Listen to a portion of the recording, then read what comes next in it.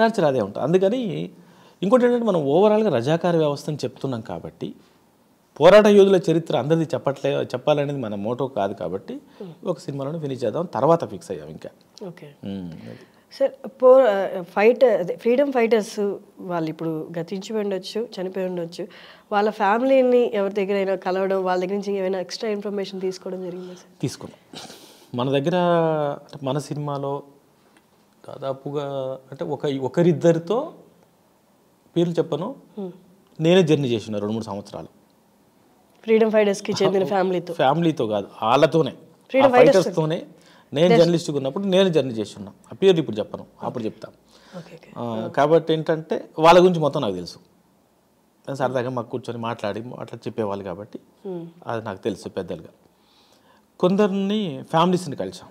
మరి ఒక ఫ్యామిలీ అయితే నిజంగా ఎంత విచిత్రం అంటే, ఒక ఆయన కూతురు, ఒక ఫ్రీడమ్ ఫైటర్ కూతురు, ఆవిడకి ఇప్పుడు 65 years ఉంటాయి.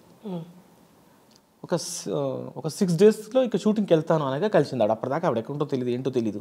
ఆయన పేరు తెలుసు, పేరు తెలుసు తప్ప వాళ్ళ క్యాస్ట్ ఏంటి అంటే, క్యాస్ట్ ఎందుకు అనాల్సి వస్తుందంటే డ్రెస్సింగ్ స్టైల్కి. అతను డ్రెస్సింగ్ ఏం చేయాలని సరే సో అండ్ సో పేరు వస్తుంది, అది శివుడి పేరుతో ఉంది దగ్గరగా, వీళ్ళేమో అలానేమో శివభక్తి అట్లా అనుకుని ఏదో ప్లాన్ చేసుకున్న తర్వాత మళ్ళీ కాదు అని తెలిసి ఇంకొకటి అని తెలిసిన తర్వాత వాళ్ళ భార్య, ఆ ఫైట్లో వాళ్ళ భార్య ఉంటుంది, చిన్న బాబు ఉంటాడు, ఇలా జరుగుతుందని మొత్తం డిజైన్ చేసుకున్నాక ఒక 6 days ఉందనగా ఆవిడ వాళ్ళ అమ్మాయి ఉన్నారు అని తెలిసింది. నిజానికి ఈ ఇన్ఫర్మేషన్ కూడా ఇప్పుడు మనం మంచి మేధావిగా అనుకునే మీ అందరి పేరు చెప్తే తెలిసి అతని దగ్గర నుంచే వచ్చింది.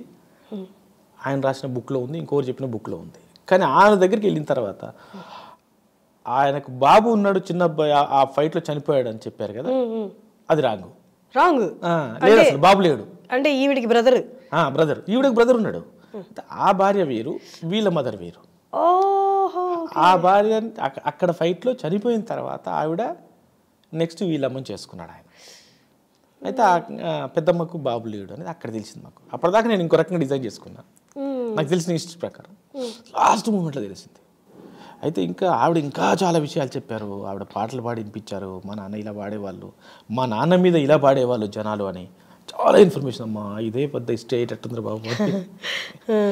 కానీ అట్లా లాస్ట్ మినిట్లో ఇంకొకరేమో వాళ్ళ నాన్న బుక్కే ఇచ్చారు. మా నాన్న బుక్ అండి, మా నాన్న రాసిందే ఈ బుక్, మీరు ఆయన రాసిందే కాబట్టి మీకు ఈజీగా ఉంటుంది చదవండి అని.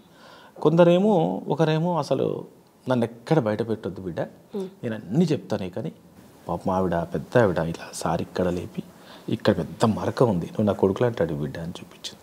ఇక్కడ కోసారు ఆవిడని కూడా, చిన్న పిల్లప్పుడు కోసారట. అంటే ఆవిడ కసి అంటే రజాకారులు. ఆవిడ పెద్ద ఆవిడ అంటే అప్పుడు చిన్నపిల్ల.